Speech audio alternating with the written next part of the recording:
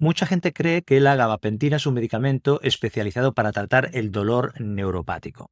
Y lo es, pero solo en algunos casos. Lo que no se suele decir y que muchos pacientes descubren cuando ya es tarde es que también se receta para muchas cosas distintas, como por ejemplo el insomnio, la ansiedad, cambios de humor, incluso la depresión y otros problemas similares. En muchos casos de estos usos la evidencia científica es débil, es dudosa o directamente no existe.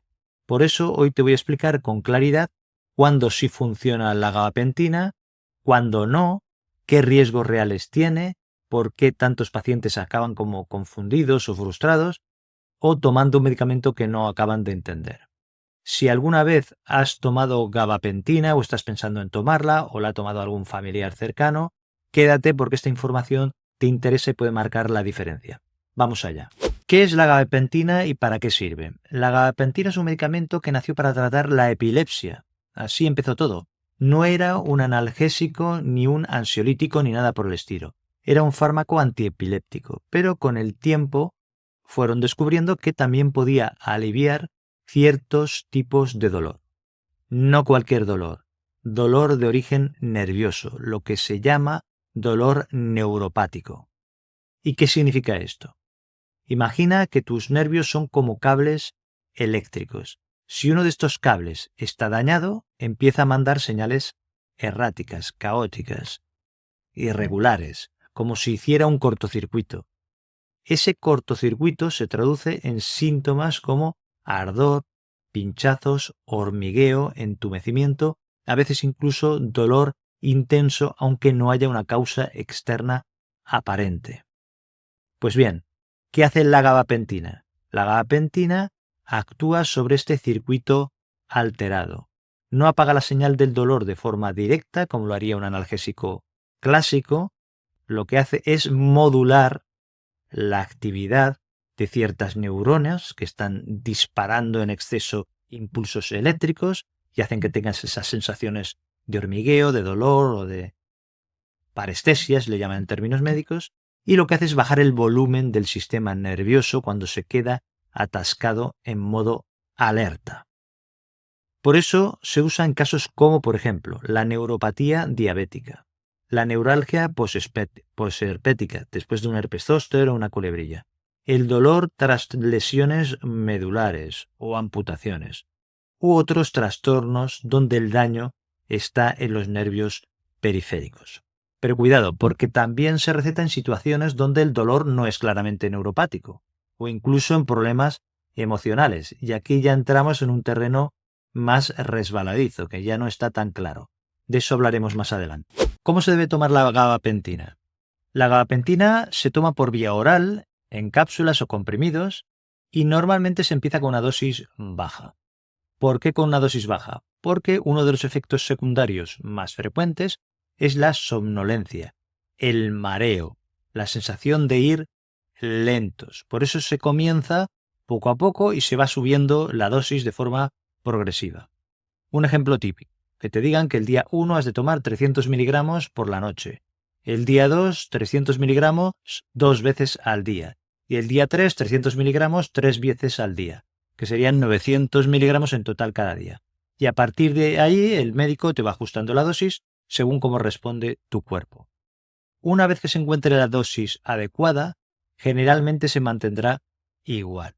En algunos casos se llega a 1800 o incluso a 3600 miligramos al día repartidos en 3 tomas, pero no siempre más es mejor. De hecho, a dosis altas la absorción empieza a saturarse. Esto significa que es menos eficaz y es como si tu cuerpo dijera hasta aquí puedo absorber, el resto lo desperdicias. Además, en personas mayores o con problemas de tipo renal, hay que tener más cuidado con las dosis, porque podría dar más problemas antes. ¿Cómo se toma la gabapentina? Normalmente en forma de cápsula o comprimido de gabapentina enteras con agua o jugo, sin masticar, y se puede comer con o sin alimentos, pero es mejor hacerlo todos los días a la misma hora. ¿Cuánto tiempo tarda en hacer efecto la gabapentina? Esta es una buena pregunta, porque aquí no hablamos de un analgésico rápido.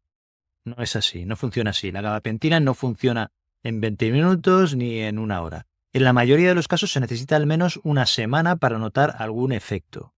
Y a veces necesitas 2 o 3 semanas para valorar si realmente está ayudando.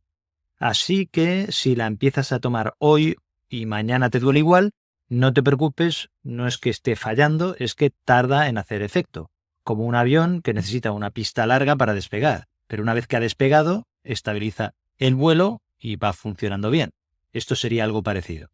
¿Por cuánto tiempo puedo tomar la gabapentina y cómo se suspende? Aquí viene otro punto que es importante. La gabapentina no debe suspenderse de golpe, sobre todo si llevas semanas o meses tomándola. ¿Por qué? Porque al dejarla bruscamente puede aparecer síntomas de rebote, más dolor, ansiedad, insomnio, incluso en algún caso que es raro, convulsiones. Lo ideal es reducir las dosis de forma progresiva y siempre con un seguimiento médico con indicación médica. ¿Durante cuánto tiempo puedes tomar la gabapentina? Depende del caso, pero en general no está pensada para el uso indefinido si no hay un beneficio claro de que te está haciendo efecto. En este caso hay que valorar. Y si después de varias semanas no mejora tu dolor, quizá no sea el medicamento más adecuado. ¿Cuáles son los efectos secundarios de la gabapentina más frecuentes? ¿Cuándo hay que preocuparse? Los más frecuentes son la somnolencia, los mareos, la sensación de lentitud mental, la falta de coordinación, también podría haber aumento de peso y también se puede dar una hinchazón en pies o piernas. O sea que no es nada raro si el segundo día te sientes como a cámara lenta, ya lo había comentado anteriormente. Lo preocupante es si estos síntomas no mejoran o si te impiden funcionar en el día a día. También hay efectos menos frecuentes pero que son más serios. Por ejemplo, cambios de humor, sensación de confusión, tener ideas extrañas que ves que no son normales en ti, problemas para hablar o para moverte. Ahí sí hay que consultar al médico cuanto antes, porque esto puede ser más preocupante. Y una advertencia que es importante. Si estás tomando otros sedantes, o estás tomando, por ejemplo, opioides como la codeína, la morfina, o estás tomando benzodiazepinas como, por ejemplo, el lorazepam, el alprazolam, el diazepam, el riesgo de depresión respiratoria aumenta. Es decir, que la ventilación pulmonar no sea suficiente y que, vamos, que te puedes ahogar. Es decir, que hay que tener mucho cuidado con las combinaciones con este tipo de fármacos. ¿Qué contraindicaciones tiene la gabapentina? La principal es la alergia o la hipersensibilidad al medicamento. Pero esto es raro, es poco frecuente, pero si has tenido una reacción alérgica previa, tendrás que evitar este medicamento como pasa con cualquier otro medicamento o alimento o planta que provoque una reacción alérgica.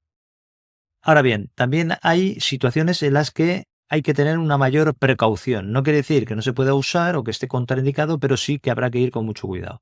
Por ejemplo, en personas que tengan una insuficiencia renal, sobre todo conforme es más avanzada, también en problemas respiratorios y también en personas que tengan un historial de abuso de medicamentos, porque podrían añadir este medicamento a su historial de abuso.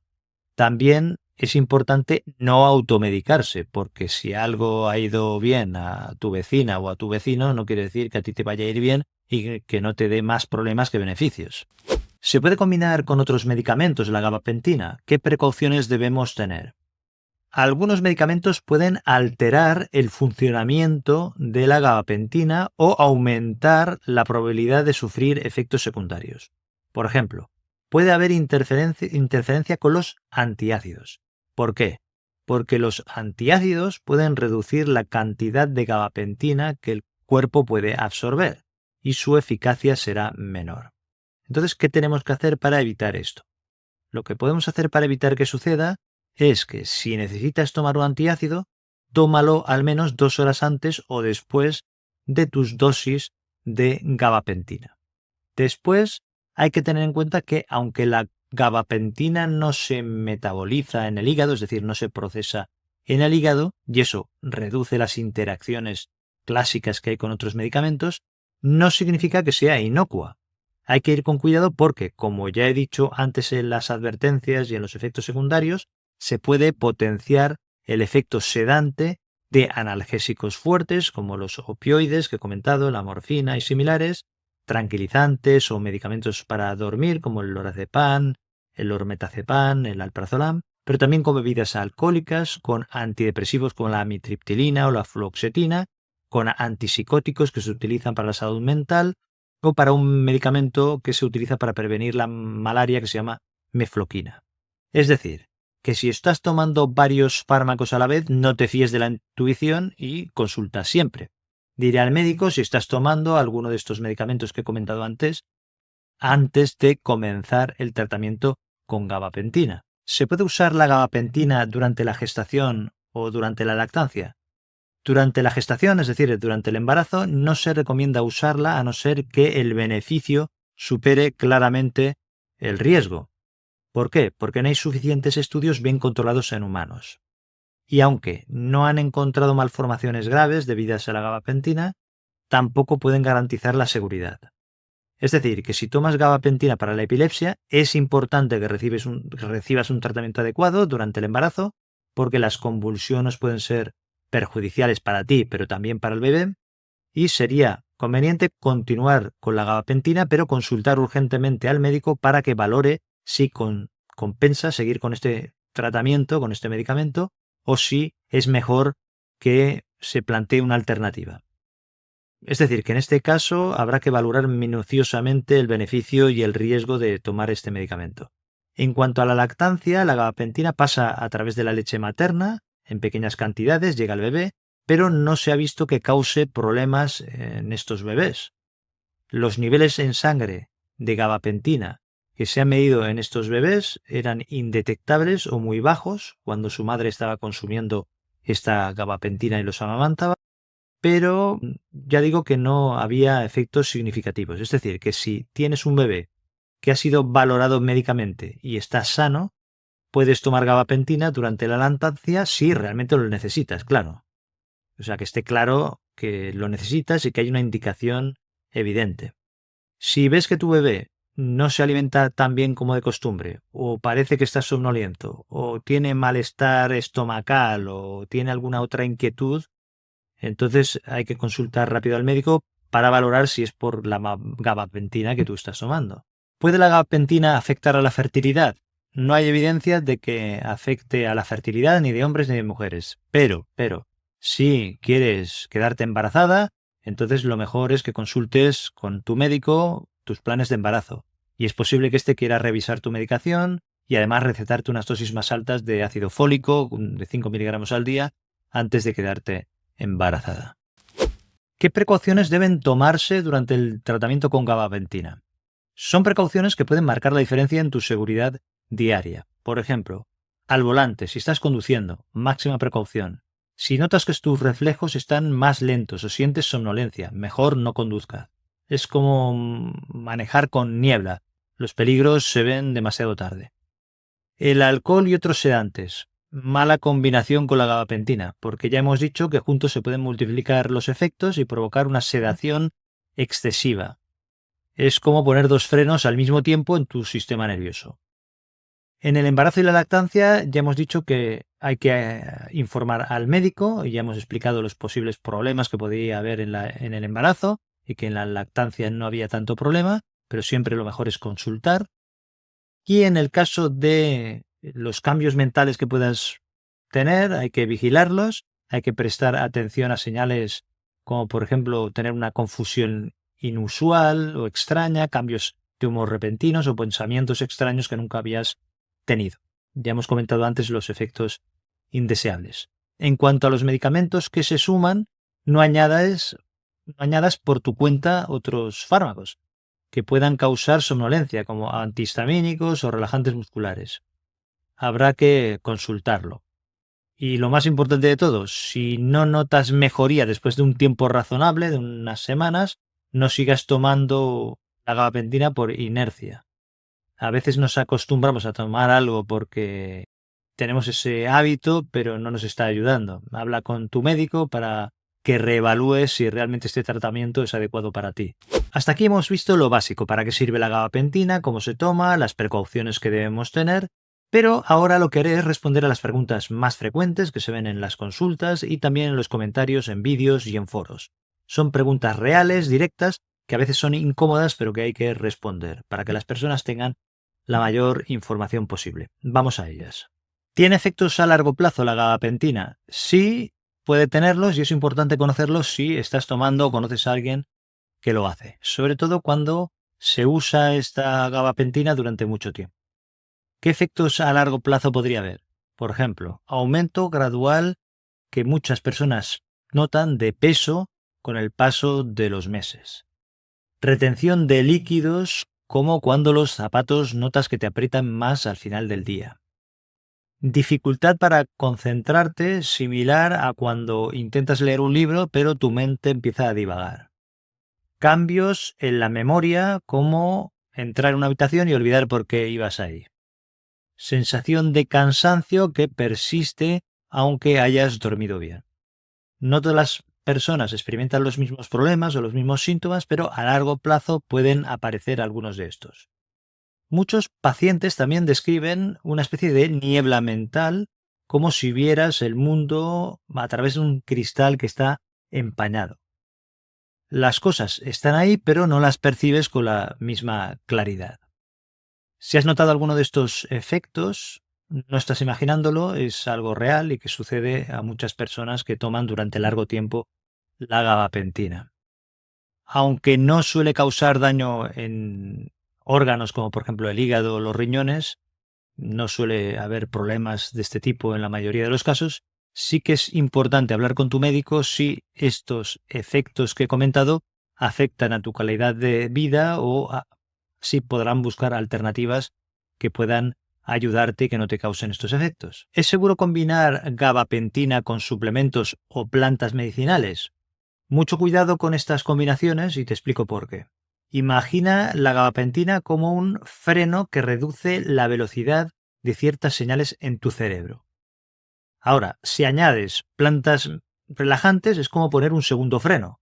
La valeriana, la melisa o la pasiflora actúan como amplificadores del efecto calmante. El CBD, por otra parte, puede hacer que te sientas mucho más sedado de lo esperado, y la melatonina podría aumentar la sensación de confusión o de mareo. Y aunque tu médico o tu farmacéutico quizás no te hayan advertido sobre estas interacciones, esto no significa que sean seguras. La suma de efectos que hay entre todos estos productos junto a la gabapentina es real, es como cuando te tomas 2 copas de vino en lugar de uno. El efecto se suma. En el caso de los minerales ocurre algo diferente, pero que también es importante. Por ejemplo, el magnesio o el calcio pueden atrapar la gabapentina en tu sistema digestivo y es como si estos minerales formaran una especie de barrera que impida que tu cuerpo absorba correctamente el medicamento. Un consejo práctico que te ayudará es dejar al menos 2 horas de separación entre la gabapentina y cualquier suplemento o planta medicinal. Ahora bien, si estás tomando gabapentina de forma regular, lo más seguro es consultar con tu médico antes de añadir cualquier producto natural a tu rutina, porque lo que parece inofensivo podría no serlo cuando se combina con otras cosas. ¿La gabapentina causa adicción o dependencia? Aquí hay que matizar, porque no es blanco o negro. La gabapentina no genera una dependencia intensa como ocurre con los opioides, como por ejemplo la morfina, o las benzodiazepinas, como por ejemplo el diazepam, porque sería comparar café con una bebida alcohólica. El nivel de dependencia es diferente. Sin embargo, tu cuerpo sí que puede desarrollar, conforme tomas la gabapentina, en primer lugar, tolerancia, es decir, que con el tiempo la misma dosis hace menos efecto. Es como si te acostumbras a un perfume y ya casi no lo notas. En segundo lugar, dependencia física leve. Tu cuerpo se adapta a la presencia del medicamento y cuando lo retiras, protesta. También dependencia psicológica, especialmente si usas la gabapentina para aliviar síntomas que afectan a tu calidad de vida, como por ejemplo el dolor crónico, la ansiedad o problemas para dormir. Por eso, en algunos países, como Estados Unidos, ya consideran a la gabapentina como una sustancia controlada. Es decir, que reconocen que existe un potencial riesgo de adicción, aunque sea menor que con otros medicamentos. Por eso es importante ser consciente de que existe un riesgo, especialmente si has tenido problemas con otras sustancias antes. ¿A qué me refiero? A antecedentes de adicciones. En estos casos, en el caso de que hayas tenido antecedente de adicciones a otras sustancias, el riesgo aumenta igual que en una persona que tiene alergia puede tener más riesgo ante ciertos alimentos, que no sean el original que le haya causado la alergia. Pero bueno, usando la medicación exactamente como te indicó tu médico, este riesgo se reduce mucho, mucho. Aquí lo importante está en usar la gabapentina según las prescripciones médicas, es decir, para lo que te lo han dado, mantener conversaciones honestas con tu doctor o con tu médico sobre cómo te sientes y hacer lo que te han pautado, y en cualquier duda y cualquier efecto extraño que notes, pues comentar. ¿Es útil la gabapentina para tratar problemas emocionales o problemas psiquiátricos? Pues se usa, sí que se usa, pero hay importantes matices que deberías conocer. Aunque la gabapentina fue diseñada principalmente para la epilepsia y también después para el dolor neuropático, tal como hemos comentado antes, algunos médicos también la recetan para la ansiedad generalizada y para problemas de insomnio, como estabilizador del estado de ánimo en el trastorno bipolar, pero es importante entender que estos usos no están oficialmente aprobados y la evidencia científica es mixta, es decir, que no está claro. Es como usar una herramienta multiusos para un trabajo especializado, como una navaja suiza. A veces funciona muy bien, incluso sorprendentemente bien, pero otras veces no hace mucho, y en algunos casos puede traer más problemas que beneficios. Es decir, que la respuesta varía mucho de persona a persona. Mientras algunos pacientes puede ser que mejoren mucho y mejoran de forma significativa de su ansiedad y de estos problemas que he comentado, otros experimentan problemas o efectos secundarios como somnolencia, confusión o incluso puede ser que empeoren su situación emocional. Es decir, que si estás considerando la gabapentina para algún problema o trastorno psiquiátrico, es fundamental trabajar con tu especialista, con tu médico o con tu psiquiatra para evaluar regularmente si estos beneficios superan a los posibles efectos secundarios en tu caso particular. ¿Hay alternativas a la gabapentina? Sí, existen varias opciones que podrían funcionar mejor en tu caso concreto. Todo dependerá de tu tipo específico de dolor o de hormigueo o de ardor que tengas, o también de la enfermedad que tengas o el problema físico que tengas. Pero hay alternativas que pueden ser efectivas. Por ejemplo, la pregabalina funciona de manera similar a la gabapentina, pero con un perfil diferente. Es como si fueran primos hermanos de la gabapentina. Muchos pacientes, por ejemplo, que no responden a la gabapentina, mejoran con la pregabalina. Está también la duloxetina, que actúa sobre los neurotransmisores que regulan tanto el dolor como el estado de ánimo. Tiene efectos también antidepresivos. Y esto sería como ajustar dos sistemas al mismo tiempo. Está la amitriptilina, que es un medicamento más antiguo, pero que también es efectivo para algunos dolores de tipo neuropático. Se utiliza bastante, funciona de forma diferente y es como usar otra ruta para llegar al mismo destino. Y después tenemos las terapias no farmacológicas, porque la medicina no solo se limita a pastillas. Está la fisioterapia especializada, también el TENS, que es una estimulación eléctrica que pueden ofrecer alivio sin efectos secundarios de los medicamentos. Más interesante es que a veces la combinación de varios enfoques te puede dar resultados que son sorprendentes. Esto lo que hay que hacer es comentarlo con el médico, ver cuáles son las alternativas, especialmente si la gabapentina no te está dando los resultados esperados o te está causando molestias o efectos secundarios como los que hemos comentado antes. ¿Qué es mejor, la gabapentina o la pregabalina? ¿Cuál es mejor y en qué casos? No hay un ganador absoluto, son diferentes perfiles para diferentes situaciones. Hay que pensar en estas dos medicinas como si fueran dos modelos de coche distintos, pero parecidos. Ya hemos dicho antes que son como primos hermanos. Ambos te llevarían al mismo destino, pero con experiencias diferentes. En primer lugar, la pregabalina. Es más potente miligramo por miligramo, es como si tuviera un motor más eficiente, se absorbe de forma más predecible en el cuerpo, como si fuera un reloj, mantiene niveles más estables en la sangre con menos altibajos y suelen necesitar menos tomas al día. 2 en el caso de la pregabalina, en cambio en la gabapentina es de tomarla 3 veces al día. Es generalmente más cara, sobre todo si consumes la marca original. En cambio, la gabapentina se consume a dosis más altas y se absorbe menos eficientemente, como si el depósito tuviera un límite. Puede causar más somnolencia en algunos pacientes y tiene la ventaja de que es más económica, es decir, sale más barata, sobre todo si son versiones tipo genérico, las versiones genéricas. Además, tiene décadas de uso y de experiencia clínica, es decir, que es más conocida. ¿Cuándo elegir una o elegir otra? La gabapentina podría ser mejor si buscas algo más económico, necesitas un efecto moderado o prefieres empezar con algo más suave. En cambio, la pregabalina puede ser preferible si la gabapentina ya la has probado y no te ha funcionado, necesitas un efecto más potente o quieres tomar menos tomas diarias. Aquí lo más importante es la respuesta individual de cada persona. Algunas personas toleran mejor una y otros toleran mejor la otra, y la eficacia puede variar según cada organismo y el tipo de dolor.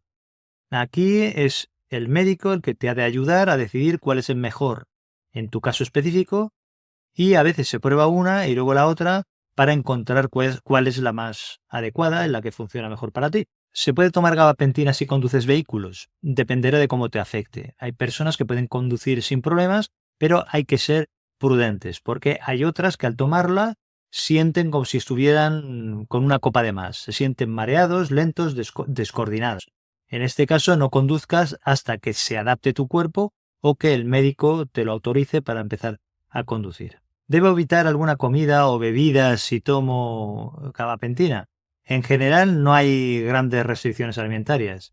Lo único son las bebidas alcohólicas, que si las evitas mejor, porque ya hemos comentado antes que al combinarlas se pueden potenciar efectos secundarios de sueño, de más mareo y de falta de reflejos. Entonces, cuanto menos, mejor. ¿Sirve la gabapentina para la fibromialgia?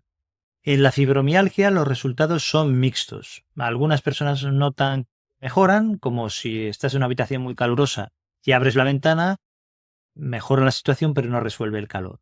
Pero en cambio para otras personas es como si esta ventana apenas dejara entrar una brisa, es decir, que tampoco les soluciona mucho del problema.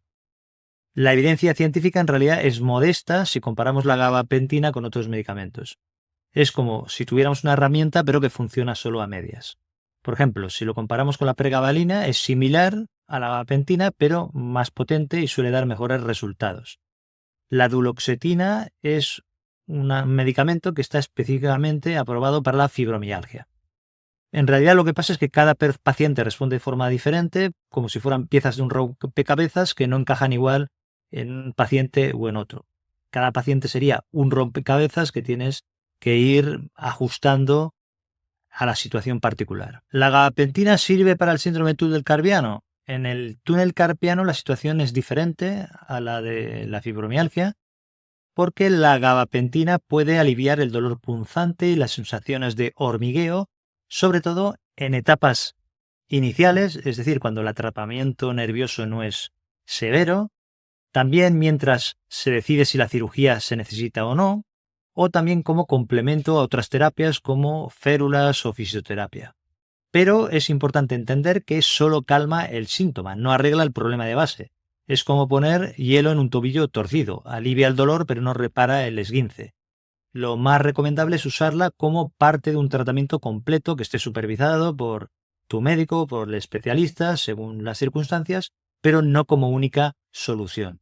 ¿Sirve la gabapentina para mi problema? En realidad esta es la pregunta más importante y es la más difícil de responder sin conocer tu caso particular, porque muchas veces se hacen estas preguntas en los comentarios y si no tienes una visión general de la persona y su historial clínico es difícil decirlo. Por ejemplo, ¿tienes neuralgia del trigémino? Podría ayudar, aunque la carbamazepina suele ser la medicación que se utiliza de primera opción. ¿Tienes fibromialgia? Ya lo he comentado antes que en algunos casos mejora el sueño, mejora el dolor, pero no en todos. ¿Te duele un nervio tras una fractura o una operación? Ahí puede tener más sentido. ¿Tienes dolor lumbar pero que no tiene una causa nerviosa, no hay ningún pinzamiento de ningún nervio? Pues probablemente no sea el medicamento ideal. Es decir, que lo importante o la clave aquí es saber si hay un daño o irritación nerviosa que está provocando este síntoma de hormigueo, de ardor o de dolor, y si no, la gabapentina puede no ser útil o incluso puede perjudicarte más que ayudar. ¿Cómo funciona la gabapentina? Esta es una buena pregunta, porque aunque muchas personas la toman, pocas entienden cómo actúa realmente. Y aquí viene la parte interesante, fascinante. La gabapentina se diseñó para parecerse al GABA, el que llaman ácido gamma-aminobutírico, que es un neurotransmisor inhibidor. Es un freno natural del sistema nervioso. Pero en realidad no actúa la gabapentina directamente sobre los receptores GABA. Lo que hace es un poco más sutil. ¿Qué es lo que hace? Se une a una subunidad específica que se llama alfa-2 delta de unos canales de calcio que hay en las neuronas. Y te preguntarás, ¿para qué sirve eso? Pues para reducir la liberación de ciertos neurotransmisores que son excitadores, como, por ejemplo, el glutamato o la sustancia P, que son los que transmiten las señales del dolor. Es decir, no bloquea el dolor directamente, sino que calma el sistema nervioso. Es como si bajara el volumen en una sala donde todo está demasiado alto. Y por eso no funciona de inmediato ni en todos los dolores. ¿Cuándo actúa? Solo en aquellos dolores donde hay una activación anómala de los nervios, como en el dolor neuropático crónico, es decir, un dolor por un daño nervioso que se prolonga en el tiempo. En resumen, no es un analgésico clásico como los que estamos acostumbrados a ver, sino que es un modulador. Y su efecto se parece más a afinar un instrumento que a apagar una alarma. Como has visto hasta aquí, la gabapentina tiene unos usos concretos, efectos reales, beneficios, pero también tiene límites, riesgos y mucha confusión alrededor. Si la estás tomando o te la han recetado, pues ahora tienes una base más clara para tomar decisiones con conocimiento. Y si no la has usado nunca, sabrás mejor si realmente es lo que necesitas. Y lo que hay que recordar es que no es si un medicamento es bueno o malo, sino si es adecuado para ti, en tu caso y en este momento concreto. Y si después de todo esto te estás preguntando todavía si la pregabalina es mejor para ti que la gabapentina, o si alguna vez has probado las dos y no tienes claro en qué se diferencian, te invito también a ver este otro vídeo en el que hablo de la pregabalina, sus indicaciones, sus riesgos y también de polémicas que han surgido a través de este otro medicamento que es parecido a la gabapentina pero más moderno. Te lo dejo aquí o en la descripción y nos vemos en el próximo vídeo. Un abrazo.